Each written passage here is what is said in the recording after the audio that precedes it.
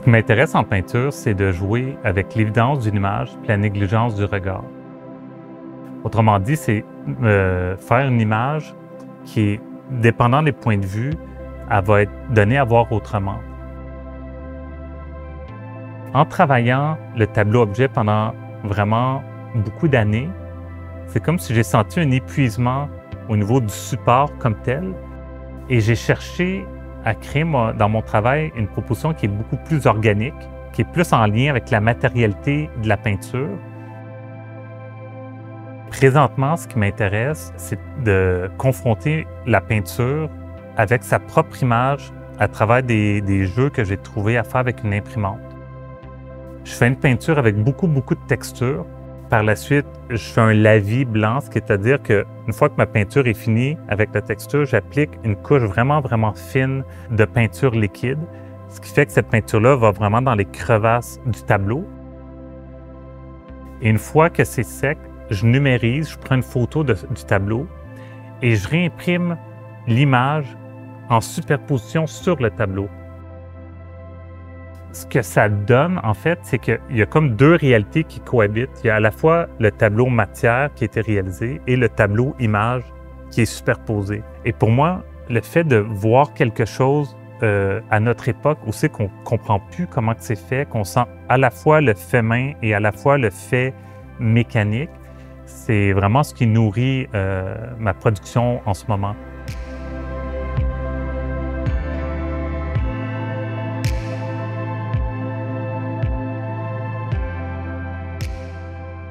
En déménageant à Inverness, d'avoir quasiment comme voisin l'atelier du bronze, pour moi, ça m'a ouvert complètement une autre perspective de la peinture aussi, que je peux mouler un tableau.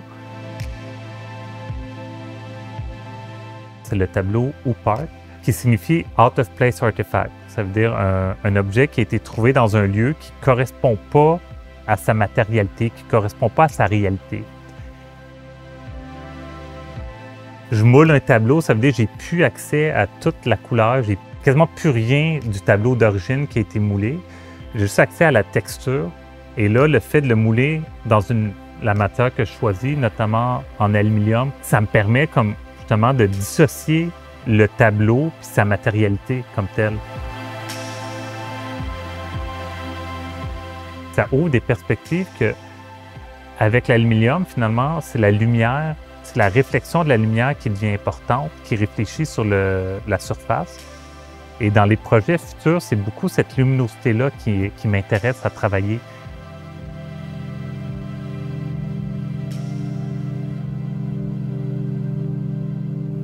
Glass on the Beach, une œuvre polysensorielle de Yannick Raymond, est une exposition qui focalise sur la gestualité, sur la matérialité et aussi sur la polychromie. Donc, une exposition à vivre et surtout à voir et percevoir.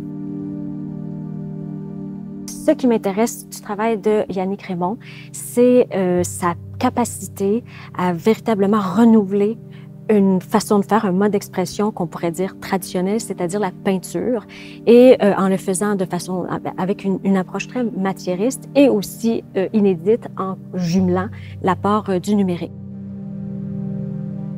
Glass on the Beach, c'est un titre qui fait référence à l'aspect des textures qu'on retrouve dans l'œuvre, mais l'origine, dans le fond, c'est la musique que j'écoutais en boucle en faisant les dessins de l'exposition, qui était Einstein on the Beach, qui était un opéra réalisé par Philip Glass au niveau musical et Robert Wilson.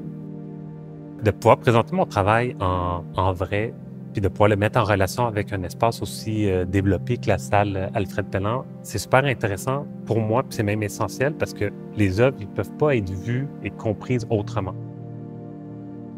Mais aussi le fait qu'on doit se déplacer devant les œuvres pour bien voir leur matérialité, les sinuosités.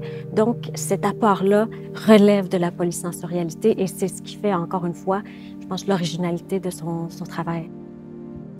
Dans l'exposition, la scénographie a joué vraiment un rôle important parce que, comme je présente des corpus différents, c'est important de trouver une manière de lier ces différents corpus-là et qu'on puisse suivre la relation d'une œuvre à une autre.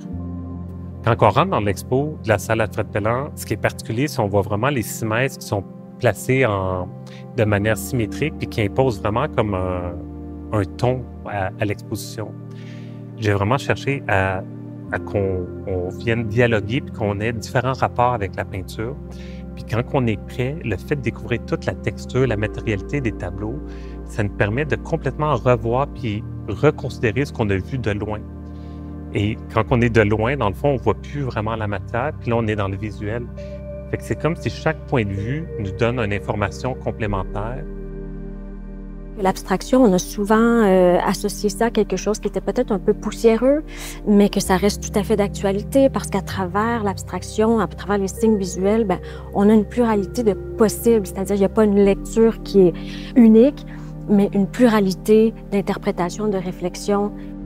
Je pense que c'est important dans la vie en général, c'est de ne pas se fier nécessairement à la première perception qu'on a. Plus qu'on prend le temps d'accorder une importance aux différents points de vue, plus qu'on va arriver avec une perception complexe, puis avec une vision plus subjective, plus profonde. Et c'est un peu ça que j'aimerais que le monde retienne de l'exposition, puis qu'il l'applique avec la perception en général de leur environnement.